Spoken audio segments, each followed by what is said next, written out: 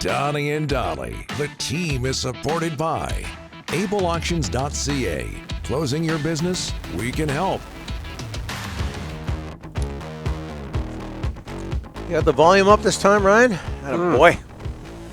All of today's guests, very funny. All of today's guests, including Farhan, standing by, are brought to you by the Bayside Oceanfront Resort. Escape to the Bayside Oceanfront Resort, the ideal mid-island destination for a relaxing weekend getaway. Enjoy comfortable accommodations, ocean views, and exceptional service.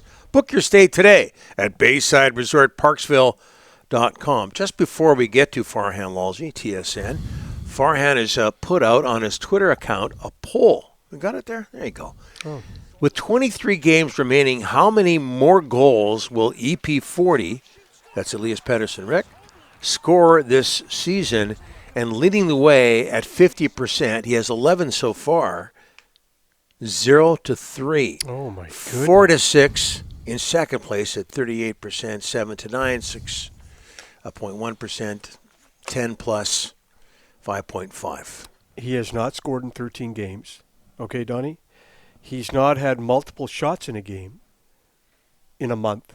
If you can't shoot and are not willing to shoot, you will not score. So he's not shooting. Or getting in position to shoot. Getting in position. He just does not want to shoot, and that's the big reason why he's got no goals in 13 games. We bring in the author of the Twitter poll, Farhan Lalji. TSN, how are you, sir? Yeah, we always want to do these things before we come on with you guys. It gives you something other than Hawaiian shirts to talk about. Yeah, that's on a Friday especially. On a Friday. Yeah, I'm not usually on Fridays with you guys. It's a fun day to be on. Yeah. Your voice. Sorry, go ahead. Your voice seems, is what? It seems deeper. Have you been yelling a lot, or what's going on? No, it's second stage puberty. It happens. When you get into your 50s, you must be on your third stage by now, Don. Oh, that's pretty quick. It's my fourth, by the way. Okay, so what? No, I don't know. I don't know what happened to my voice here. Yeah. I didn't say it sounded. It sounds very good, by the way. Very white. Well, thank you.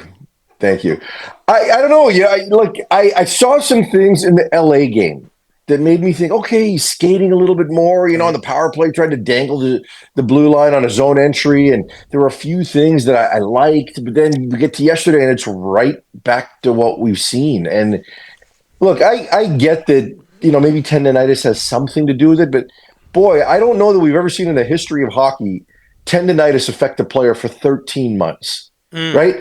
And I think that, and especially, quite honestly, I've talked to some sports doctors about this, that they feel that generally an injury like that would affect a hockey player less than it would a foot in ground type of athlete, like if you're a basketball player or, if you play lacrosse or whatever it happens to be.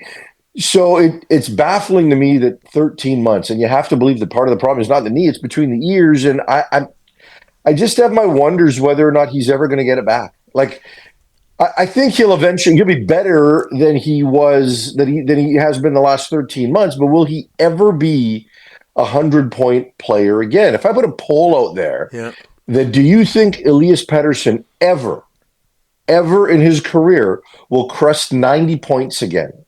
What do you think the response would be, right? Like, I think he'll get back to potentially being close to a point-a-game player. I don't know if it'll ever happen in Vancouver, but I think he'll get better at some point. But will he be that guy he was before?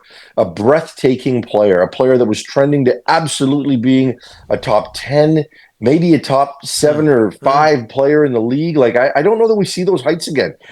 Truly, I believe at some point this contract of Elias Pettersson is going to get bought out. It's just a case of which team is going to wind up doing it and in what year. And that's a tough thing to say, and it's just because of the things Rick talks about. He doesn't want to shoot the puck. He doesn't get to the middle of the ice to shoot the puck. He doesn't move his feet, which might be somewhat knee-related, but not everything else related. So, I have big picture, long-term future questions about this player beyond what's going to happen in these next 23 games. Can you put that poll out next week? Because whenever you do a poll like that, it makes our jobs easier. So we're depending on you. Maybe 2 weeks from now, whatever the case may be. It's all about us. Well, if you have me back on a Friday, I'll do it again. Okay, done deal. Hey, what does it say to you? And I'm paraphrasing here a bit, but Rick Tocchet after the game saying his team didn't follow his game plan. What does that tell you? Well, it tells me this team isn't fully comfortable playing, a number of different ways, and we've seen their defensive game improve a lot. In the last month, let's say, right? The Four Nations notwithstanding, but all of a sudden you see a team that plays off the rush. And what's the one thing that defines the Canucks? They're slow. That's why Hedl and O'Connor could come in and make such an immediate impact in how we viewed the game. They didn't necessarily pile up points, but it looked different with them because this team is slow. And so now, if you're playing in zone defense, you can really stick to your structure a lot more easier than you can when all of a sudden a team wants to run and gun and play off the rush, because that's just an area this team doesn't have. So now they've got to potentially tweak their systems and tweak their angles and find a way to defend that differently, and I just don't think they're there, right? So they're limited in how they play at both ends of the ice, and I think that if you're Rick Tocchet and you focus on the defensive end of the ice, they got comfortable with a certain system. Now all of a sudden you're asked to do something a little bit different because the team comes at you with this bit of speed, and you can't function. So and part of that is just roster construction. They're not quick enough, and when they look at positions they need to address, both short-term at the deadline and long-term in the offseason, it's not just positions, it's style, right? Like and strengths, and they need to find ways to get faster regardless of what position they're in. Well, we're not getting any fireworks on the ice, but we might see some fireworks off the ice. Trade deadline in 7 days. I had that, and you looked at me and you started laughing at me. I didn't do anything. I saw you. I saw you out of the corner of my eye. He'd been saving that for a while, Don. I've been saving that for like weeks. Anyways, there could be fireworks a week today at the trade deadline. Besser, Suter. I mean, who knows what's going to happen? Hey, they gotta sit down and figure out if they're going to buy or sell at the deadline. I'm presuming that decision by management is not too far away. Yeah, I think they want to sell. I'm sorry, let me take that back. I think they want to buy, but I think if you have common sense, like, you can't buy this team into a contender, right? Like, if you're buying to get them 2 home playoff games, maybe 3 if you're really lucky. But we understand this team is going to be first round fodder, regardless of whether they get in or not, regardless of whether they buy. Potentially, if they sell, they can still be. They can still make it. And I say that because, I look at Besser and I'm really conflicted about it. And I say that because, number one, he might be the best guy in that room. Like, I love the guy. I love his story. I love what he's been through and bounced back from. And he's a quality human. And I love having him in that locker room. And I hate to see him go, personally. But you can't let him. The one thing you can't do is you can't use him as your own rental. That would be completely foolish. So they got to decide, sign or sell. Period. And whatever their number is, I just don't think goal scorers grow on trees. And I think you're going to see Brock Besser after the deadline, which has happened with him before. I think we're going to see an uptick in his scoring. One of the biggest reasons he's not scoring is they got no center play. And he's a guy that can't drive play. He needs to get fed. So that's going to make it tough for him. But I still think he's going to find a way to have an uptick in his scoring. And I think he'll be a consistent goal scorer for this team next year. I just think that's what he does. Streaky, but 30 goals over 82 games. So can they replace that in the offseason? I'm not sure they can. So, because I think they're going to need to use the trade chip. Whatever they do in terms of a trade, they've got to do that to get a center. So they've got to sign a winger to score if you're going to replace Brock Besser. Are you going to sign someone for less that's going to be able to score at a more consistent rate than Brock Besser? I don't know. Right? So I'm not saying sell him. I'm just saying don't let him go to free agency. Either sign him, find that number, sign him, or trade him, because he can get back a meaningful asset that maybe you use in your center swap at some point in the summer. So, but the other players, I just don't think they're going to get you much, right? Like, who's going to trade for Thatcher Demko now? When you don't, he's not going to play before the trade deadline. Who's going to trade for him at this point? Pius Suter, what's he going to get you? Like, I think he's a valuable player, but what's he going to get? So Derek Forbort, what's he going to get at this stage? So, do you think, Rick, that there's really going to be fireworks, or there's going to be a ton of movement here? Well, there could be fireworks in the sense they move Besser. That's a pretty significant piece. It is, yeah. And how about if they win in Seattle? They win over the Ducks next week before the deadline. I don't know. But you can't make your deadline decisions on a couple of home playoff dates. You got to look short-term, long-term. You got to look at. They want to make the playoffs, and we all know this team is not a team that's going to go anywhere in the playoffs. And they could get there, but boy,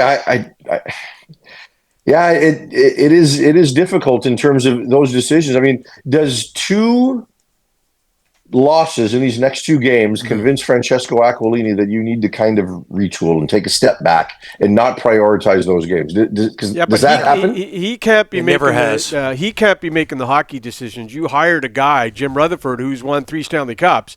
I mean, the owner that is going? he's got to make the calls. But you got to look at your farm team. You got to look at your draft capital. They don't have a third this year. They don't have a third next year. They don't have a second in 3 years. You got to look at last year's draft, which is going to yield nothing because the first, second, third round picks were either traded or all gone. They're all gone. So you got to look at the future too. You got to look at Abbotsford, your draft picks, last year's draft. There's not much in the cupboard. Nothing, actually, sometimes you can say. Oh, we lost Farhan's audio. He's diddling. No, he's handling. I don't think he's doing that. Yeah. No, he's handling the cell phone. He screwed up. Yeah. He's talking away. Farhan, we can't hear you. Like, stop! Oh, this is a disaster. What's happening? Disaster. Yeah. There's fireworks go. right there. There we go. I brought it back. Hey, you've never sounded better. Yeah. That was excellent. Keep that up. Sorry, guys. I hit the wrong button. Someone called. I hit the wrong button. I think first of all, protect your assets, right? Like, don't trade Lekramaki. He's not going anywhere. Don't trade Wielander. Do you do anything with that first round pick? I don't want to see them do that, right? If they acquire a pick for Besser and move him for something with term that can help them down the road, I mean, maybe you look at that, but I just don't want to see them do anything really, really drastic here. If you nibble around the edges of your roster, that's great, but I don't know, man. Like, I look at this team, they should be sellers. They should be. I just don't think they will be. Rick, judging by what he just said, I think he thought you hit the right button. Farhan, we never got time to talk football, but we will next week. On Thursday. We're not talking football? You don't want to talk about the combine? You don't want to? Okay. Yeah, we will. We will next week. Hockey. You were very passionate today about the Canucks with your deep voice, which was interrupted shortly there. All right, Farhan, thanks for this. I appreciate it. Boys.